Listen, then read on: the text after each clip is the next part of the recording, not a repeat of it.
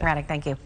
All Maine public school students get free breakfast and lunch, but there are still things all of us need to do to make sure our local school districts get funding they need to offer nutrition programs. We are joined now live by Jen Burke from the Maine Credit Union League. So Jen, school starts up in just a couple of weeks. I feel like that's crazy to say that, but let's talk a little bit about the meal program. Yeah, childhood hunger is a significant problem here in Maine. 20% of Maine kids are considered food insecure. And before the pandemic, a lot of Maine students relied on government assistance programs to pay for or partially pay for their school meals. When the pandemic happened, a lot of flexibilities were introduced into the National School Lunch Program, which is great news. And one of those flexibilities was it provided school meals for free. It basically helped ease the financial burden that families across the country were experiencing. Well, those flexibilities went away in June, but fortunately, the state of Maine passed legislation to keep universal meals going in our schools. It's a great investment in Maine's future.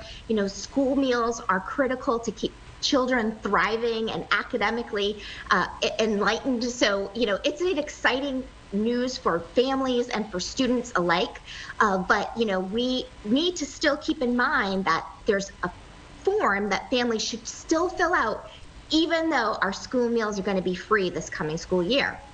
So, it sounds a little bit, maybe a little bit counterintuitive to some people because, if the meals are free, why are families still required to fill out these forms? Can you explain that? Yeah, it's a great question, Megan, and it's why, Maine credit unions are working with our friends at Full Plates, Full Potential to raise some awareness, because why are families going to take out the time out of their schedules to fill out these online forms? Well, it's advantageous to any family that's facing food insecurity to fill out this form, because you might find you are eligible for grocery assistance that you didn't even know you could be eligible for. You won't know that unless you fill out the form.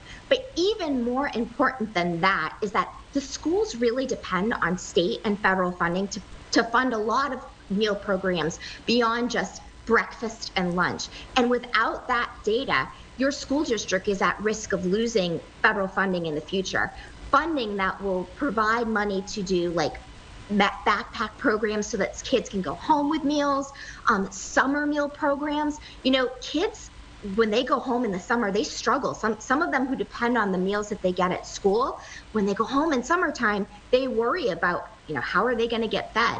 Summer meal programs depend on federal assistance, and those programs keep students fed all year long. So it really is important to fill out those forms. Not only can it be a benefit for your family, but I assure you it will be a benefit for your school district.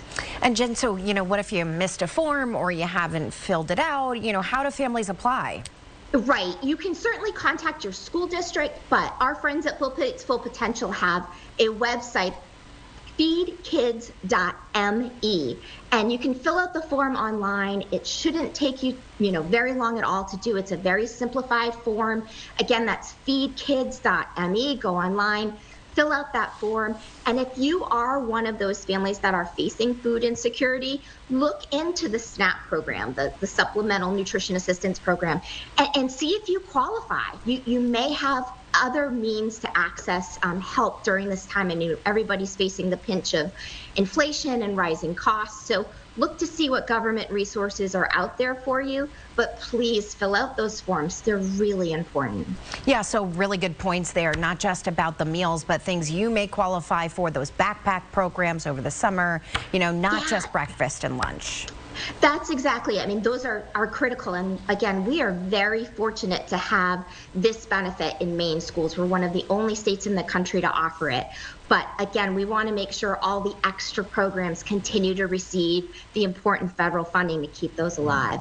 All right, Jen Burke, as always, thank you so much. Thank you.